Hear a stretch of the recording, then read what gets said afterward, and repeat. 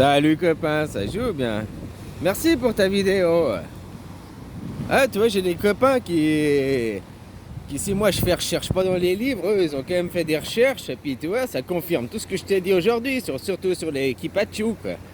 Ah, voilà, quoi. Attention, ma flonce magique, je sépare les œufs en deux. Ben, moi aussi, je peux couper un œuf en deux. J'ai un couteau, quoi. Ah, voilà, quoi. Ah, tu vois, le début de la fin, quoi. Le début de la perversion de cette religion manichéenne, hein, qui est le bien, le mal. Parce qu'avant qu'il y ait cette religion, c'était pas le bien, le mal, c'était le tout. C'est eux qui ont transformé que Satan, ton opposé complémentaire, est un adversaire. Mais est un adversaire au sens un ennemi à abattre. C'est-à-dire que si je prends l'exemple d'une équipe de foot, il faut deux équipes de foot pour qu'il y ait un match. Il faut un adversaire. Puis il y a un match, il y a une compétition. C'est joli à regarder, on appelle ça le football. Tu comprends? Et eux, d'abord, ils ont transformé que l'adversaire. Et puis le but, c'était pas quelle équipe. Le but, c'était le football, c'était le sport, c'était la beauté du tout, quoi. Tandis que c'est eux qui ont changé. Il y a un adversaire, l'adversaire à abattre, et celui qui gagne, ben c'est celui qui a la coupe, puis c'est celui qu'on va vénérer. C'est lui qu'on fait le monde des idoles, le monde du fanatisme, on peut voir ça comme ça, hein, qu'on crée. Avant, le bien, le mal, le chaud, le froid, tout ça, c'est des adversaires entre guillemets complémentaires, qui forment un tout, une union. Hein? Tandis que quand c'est eux qui ont transformé en l'adversaire à abattre, l'ennemi même. Et puis si c'est mon équipe qui gagne, c'est mon équipe qui a la coupe, c'est mon équipe, on choisit mon équipe, on vénère mon équipe, on adule mon équipe, on fanatise mon équipe. Alors que justement, si tu vénères après, je prends PSG-OM, un exemple, si tu vénères le PSG, t'aimes le PSG, t'aimes l'équipe. Mais l'équipe, ce sera pas la même. Il y a 10 ans en arrière, 20 ans en arrière, je sais plus, c'était Papin, là, machin, c'était d'autres joueurs qu'aujourd'hui. L'équipe, il y a 10 ans en arrière, 20 ans en arrière, elle était peut-être numéro 1, c'était la meilleure. Puis maintenant, peut-être même que l'Auxerre Milan, là, est beaucoup meilleure que eux, quoi. Parce que c'est plus les mêmes joueurs. Donc ton équipe, elle est devenue toute pourrie. Par contre, le football, le foot, la beauté du sport, le sport en lui-même, il reste toujours le même. Et c'est ça qui était beau avant de voir dans la dualité. Il y a deux opposés complémentaires. Il y a des matchs, parce qu'à des moments donnés, au sens de l'humanité, il y a des choix à faire. Alors certains vont dire ça c'est bien, d'autres vont dire ça c'est mal. Et inversement, ceux qui sont ici qui disent ça c'est bien, et ça c'est mal. Inversement, ceux qui sont ici ils disent ça c'est bien et ça c'est mal. Tu comprends? Il y avait une beauté du sport, il y avait des joutes sportives, des joutes verbales. Comme tu voyais, comme tu peux imaginer, les Grecs à l'époque de l'amphithéâtre. Je sais pas si ça s'appelait amphithéâtre, parce qu'après c'est surtout les Romains, ils ont transformé ces trucs de Miron là, où avant on prenait la parole et puis on parlait, puis on avançait ses idées. Eux ils ont transformé pour faire les jeux sanglants, quoi, les jeux de l'arène, les gladiateurs, quoi. Hein? Puis Moïse qui a écarté les œufs là, qui a écarté les eaux. Après il a fait quoi? Il était sur le mont Sinaï. Alors ils sont même pas d'accord sur où est le mont Sinaï, ils sont même pas d'accord sur où il a écarté les œufs, quoi. Hein, ils sont même pas d'accord sur plein de choses, quoi. Tout ça, il y a aussi beaucoup de fake. Mais qu'est-ce qu'il a été chercher sur le mont, là-bas, sur sa montagne? Il a été chercher son chalet, pas son chabot, quoi. Hein? Il a été chercher les 10 commandements. C'est les 10 commandements de Dieu. Dieu m'a parlé à moi exclusivement. Je suis le porte-parole et c'est moi. Maintenant, tu vas suivre mes commandements, quoi. Alors que le seul commandement de Dieu, c'est respecte la vie. Respecte la vie, le vivant. Tu ne voleras pas. Ces gens qui viennent des Pikachu, là, c'est les plus grands voleurs qu'il y a sur la planète.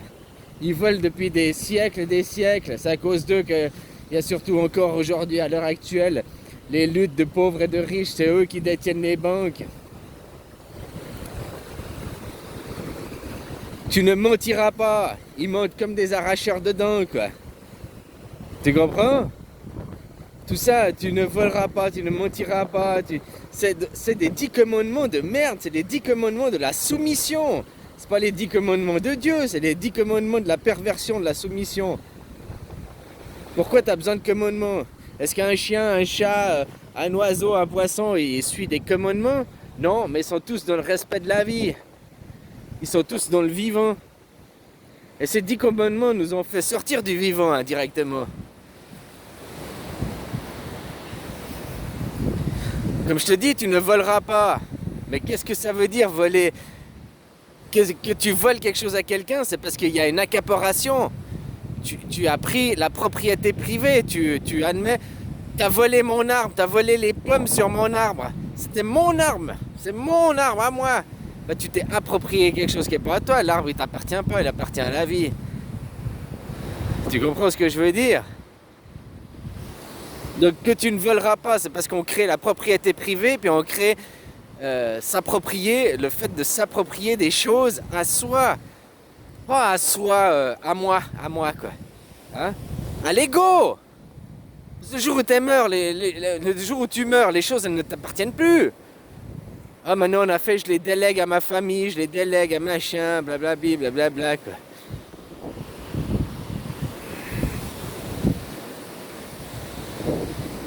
Tu comprends? Donc tu ne voleras pas. C'est pourquoi.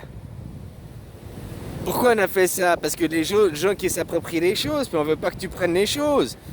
Hein? On veut que tu suis la loi de l'appropriation. Tu ne mentiras pas. Mais tu mentiras pas à qui, à quoi, à comment? Maintenant, le livre est un mensonge. Et puis tu te mens à toi-même en étant croyant, en n'écoutant pas qui t'es, en n'écoutant pas le fond de ton cœur. Donc la première personne à qui tu mens, c'est à toi. Puis eux, ils te mentent en face. Eux, ils te mentent en permanence comme des arracheurs de dents. Et ils te maîtrisent avec le mensonge. Mais toi, tu dois ne pas mentir. Deux poids, deux mesures, quoi. Tu comprends ce que je veux dire? Mais qu'est-ce que ça veut dire que mentir, quoi? Que tu mens pas à ta petite chérie, que tu mens pas à tes enfants, à ta famille, c'est une chose. Mais que tu mens pas à un agent de police pour éviter de payer l'amende, c'est pas du tout la même mensonge. Hein, si t'as pas mis ta ceinture, et puis que tu lui mens, tu lui racontes un pipeau, puis que... Alors tu vois, ça c'est des trucs qui sont tombés chez nous. Tu peux plus pipoter le flic pour te faire sauter l'amende. Tandis qu'ici, t'arrives encore. T'as pas ton permis de conduire, t'as pas le casque, t'as pas machin, t'arrives, ah, blablabla. Tu racontes une bonne histoire, tu le fais sourire, et puis il te dit, ok, vas-y, quoi. Tu vois ce que je veux dire? Il sait que tu lui mens, il sait que... Mais ça le fait smile, ça le fait rire, ça le fait... C'est une autre philosophie, quoi. Tandis que chez nous, ils te disent quoi? La loi, c'est la loi, vous n'avez pas d'excuses, monsieur. Vous n'êtes pas le fils du préfet, ou je ne sais pas, donc les excuses, on s'en fout, quoi. Si vous étiez le fils du préfet, puis qu'on avait peur de perdre notre poste de travail, on vous écouterait, quoi. Hein? Tout ça, ça vient bien de quelque part, tous ces plastiques, là. Hein? L'homme. Là, maintenant, il y a les Kipachou, ils vont pouvoir nettoyer les plages. Ah, c'est bien, quoi. Hein, voilà, quoi. Parce que c'est eux qui créent ça. À vouloir faire aussi toujours plus de profit et tout, quoi. Alors, il y a aussi l'éducation des gens hein, qui jettent dans la forêt et tout, quoi. Alors, tu vois, les 10 commandements, tu respecteras ton père et ta mère. Mais c'est qui ton père et ta mère? Alors, il y a ton père et ta mère physique, dans la matière, qui t'ont mis au monde. Mais là, sur terre, ton père et ta mère. Bah, ta mère, la mère terre, t'appelles ça respecter. Tu respecteras ton père et ta mère. T'as vu tous les déchets? Je sais pas qui les a mis, mais c'est des gens qui respectent pas leur mère. Ils ont beau dire je suis un chevalier blanc, si tu dis du mal ma mère, si tu dis que je suis un fils de hutte, je te tape la gueule. Par contre, je jette des choses dans la mer, je jette des choses. Respecte ton père et ta mère. La lune et le soleil, quoi. Ça, c'est l'enfant, la terre-mère, en réalité, quoi. Hein? Puis c'est qui aussi? C'est Satan et Dieu. À quelque part, que tu cherches plus loin aussi dans la compréhension. Donc respecte ton père et ta mère. C'est pas ton père et ta mère physique, son père et ta mère au sens global, général du mot. Donc ça aussi respecte les vieux.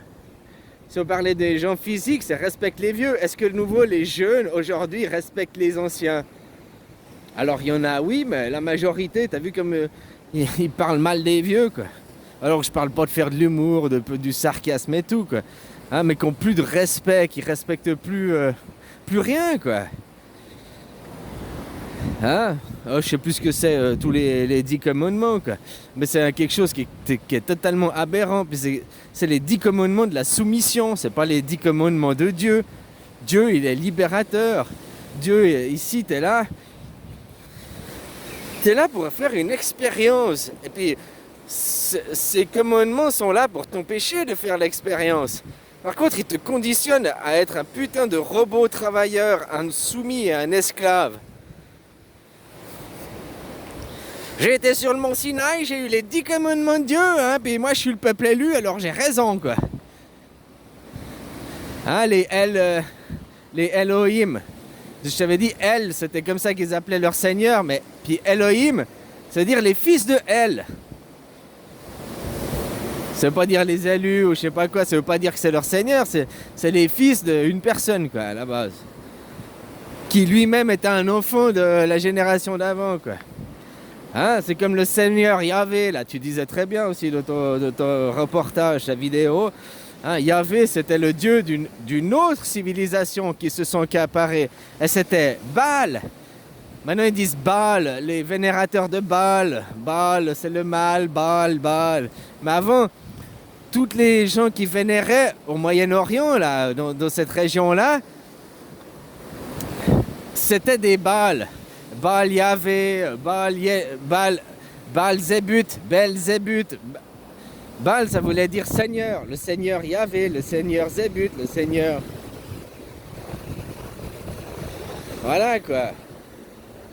Et puis il y a une autre civilisation qu'on parle très peu, qui était là, qui était entre la Mésopotamie, Our, le Tibre, l'Euphrate, machin, les Mésopotamiens, Sumériens, et les Égyptiens.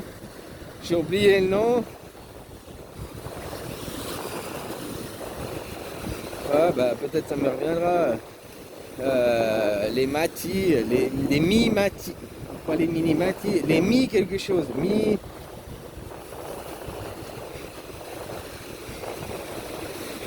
Là, récemment, j'ai vu un reportage parce que dans le lac qui s'est fait assécher à cause de la sécheresse, ils ont fait des fouilles. Hein, de cette civilisation qui est très très peu connue, quoi. Bon bah voilà, on s'en fout, quoi. Les mi-mati, quoi. Ils sont pas mat à 100%, ils sont pas non plus brillants, ils sont mi-mat, quoi. C'est mi-mati, quoi. Ah, voilà, quoi. Donc tu vois, il y avait aussi d'autres civilisations qui étaient là. Mais ceux qui se sont accaparés, qui étaient les esclaves. Mais ça passe méchamment, parce que esclave à l'époque des Égyptiens, c'était pas esclave comme on l'entend aujourd'hui, puis c'était pas l'esclave comme on nous fait croire à l'époque des Noirs avec les chaînes, machin et tout. Hein. Ça avait tout à fait un autre symbolique. D'ailleurs, il s'appelait même pas esclave, parce que esclave, étymologiquement, ça veut dire des Slaves hors de leurs frontières. Donc ce peuple n'était pas des Slaves, il peut pas être esclave, quoi, tu vois ce que je veux dire? Ex-slave. Voilà. Hein, c'était au temps des Grecs qu'il y a eu commencé à avoir les slaves. Parce qu'ils prenaient des slaves comme domestiques. Ce mot il est apparu là, quoi. Avant, c'était pas comme ça. Avant, même au temps de l'Égypte, on sait que c'était pas des esclaves, c'était des travailleurs qui étaient payés, qui étaient rémunérés, qui étaient qualifiés. Hein? Voilà, quoi. Eux, c'était les serviteurs. Donc, serviteurs, ils travaillaient au palais du roi, les serviteurs, donc c'était les domestiques du roi, du pharaon, quoi. Mais ça ne veut pas dire qu'ils étaient esclaves, puis ça ne veut pas dire qu'ils n'étaient pas payés. Voilà, quoi. Justement, à traîner comme des chiens dans les pattes du pharaon, ils ont pu avoir des bribes de connaissances. Et avec quelques bribes de connaissances, ils ont essayé de faire leur propre religion, de faire leur propre aberration aujourd'hui, quoi. Hein, parce qu'ils ne comprenaient pas le sens profond, quoi.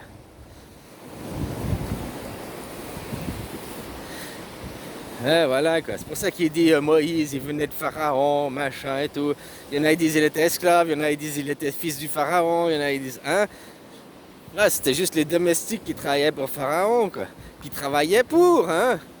Que tu engages maintenant une femme de ménage ou un homme de ménage, il travaille pour toi, il est payé. Ça veut pas dire que c'est un esclave, un domestique. C'est pas dire que tu lui manques de respect ou quoi que ce soit. Mais grâce. C'est comme si maintenant tu étais, toi, la femme de ménage. Je prends un exemple à la con, de Macron, là. Hein? Bah, t'entendrais des choses, t'entendrais certaines discussions, puis après tu croirais connaître la chose parce que t'as entendu des bribes de discussion, et puis t'essayerais de faire ta propre création, quoi.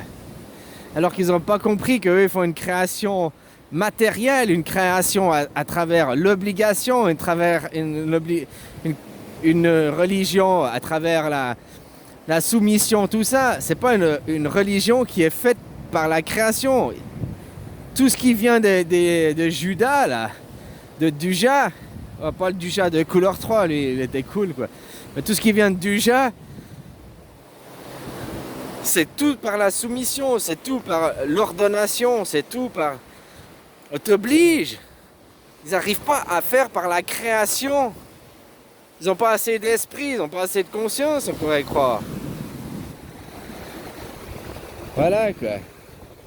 Puis tu vois le monde qu'ils font maintenant, bah les gens, c'est où que c'est? Respecte ton père et ta mère. Hein? Putain, que tu vois tout ce qu'il y a à la mer, ce qu'il y a dans les forêts, ce qu'il y a dans les montagnes. Il est où? Respecte ton père et ta mère, quoi.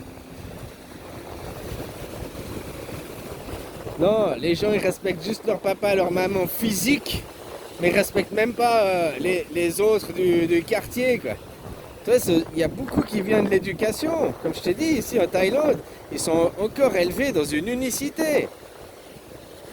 Que tu arrives et que tu vois n'importe quelle personne âgée, que tu as un enfant, là, comme... Eh ben, il l'appelle papa, il l'appelle maman.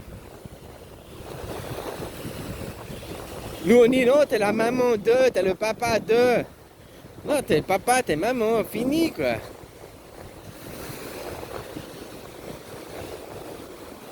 Ah, voilà, et les 10 commandements de la soumission, c'est tout ce qu'il a créé. Moïse, il a foutu le monde dans la mouise, hein. Alors, lui, il a lancé des idées, lui, il a fait quelque chose. Si maintenant, ils ont arrivé à propager leur scientologie, c'est parce que derrière, ils ont pris pouvoir de certaines institutions, les banques aujourd'hui, qui dirigent aussi les médias aujourd'hui, qui dirigent certaines grandes offices maçonniques, qui dirigent certaines grandes institutions, même au Parlement ou bien à des choses comme ça. Qui c'est qui est dans les bonnes... qui c'est qui est en haut, dans les plus hauts sommets, quoi. Hein? Puis tu retrouves toujours ceux à 6 branches, quoi. Pour ça qu'ils coupent une branche quand ils viennent à la naissance, quoi. Ah, parce qu'ils ont autrement on voit leur queue de lézard, quoi. Alors hop. Ah. Voilà, quoi. Mais déjà, pour admirer un Dieu qui te dit tu dois couper le sgeg de ton enfant, quoi. Mais pourquoi ils pratiquent pas aussi l'excision des femmes? Je sais que ça se fait dans certaines, de moins en moins. Mais si tu veux être cohérent, vu que tu coupes le sgeg à ton... bah tu dois faire l'excision chez les femmes, alors faut être cohérent, quoi. Hein? Voilà, quoi. Non, mais un Dieu qui te dit, vas-y, si tu aimes ton Dieu, c'est ton Dieu. Et puis qu'est-ce que ça fait au corps de l'enfant quand on lui a coupé le sgeg à 6 jours, au 6e ou 7e jour, je sais plus exactement, quoi. La mémoire, si l'enfant il n'a encore pas sa conscience, son ego, on va dire, pas sa conscience, elle est déjà là justement. Mais son ego n'est plus là, n'est pas encore fait, n'est pas encore créé, il se crée vers les 3-4 ans, quoi. Puis il se finit de se faire vraiment vers les 7 ans, quoi. Bon, bref, la mémoire du corps, le traumatisme qu'a subi ton corps, on t'a coupé le bout du sgeg, quoi. Mais c'est quoi pour une religion qui adore que leur Dieu leur dise coupe le bout du sgeg? Une religion qui a propagé les 10 commandements de la soumission. C'est quoi? Puis les gens, vous adorez toujours ces gens, quoi. Hein, vous les vénérez, vous espérez les 100 plus riches du monde, ils viennent de cette religion, quoi. Peut-être pas les 100, mais 90 sur les 100, quoi. Ouais. Les plus riches du monde, ils viennent de cette religion, quoi. Hein? Ceux qui ont volé, ceux qui ont fait, ceux qui partagent pas, tu dois tout acheter. C'est grâce à moi, c'est parce que moi je suis un élu. Je suis élu trou du cul. Alors voilà, je suis content qu'il y ait des copains, des amis même si on se connaît pas réellement, des âmes I en 2 mots, les âmes I, hein, qui sont droites avec le point sur le I, quoi. Parce que comme si moi j'ai pas trop ouvert de livres, tout ça je le sais à l'intérieur de moi parce que je l'ai appris peut-être dans d'autres vies déjà. Et là je vois qu'il y a des gens qui eux ont étudié les livres, hein, et puis qui arrivent à des mêmes conclusions, qui arrivent qui arrivent à faire comprendre aussi que il n'y a jamais eu, c'est la religion de la perversion, c'est qui pas tout, hein, puis qu'ils n'ont jamais rien fait de bon. Il n'y a aucune connaissance. Leur religion ne prône pas la vie. Je suis désolé, hein, quand on doit te couper le gag à 6 jours, c'est pas une religion qui est dans la vie. Quand on te donne des commandements pour t'ordonner, qui sont en plus à l'encontre de la vie, ces commandements, quoi. C'est juste pour te contrôler et te soumettre, hein, qu'il y a ces commandements. Voilà, quoi. Donc c'est la religion de la perversion, c'est la religion de la soumission. Puis parce qu'ils font ça sans conscience. D'ailleurs, c'est à cause d'eux, à quelque part, que on dit la philosophie grecque n'est pas un chemin qui mène au salut. Et en même temps qu'il y a eu la philosophie... Nous, notre monde, on parle du monde romain, mais notre monde, il est basé sur les Grecs, qui après les Romains se sont accaparés, ont encore modifié les choses. Hein, comme je te dis, les amphithéâtres qui avant c'était pour la démocratie, pour parler, pour faire des joutes verbales, c'est devenu avec les Romains des joutes sanglantes. Fallait répandre le sang, quoi.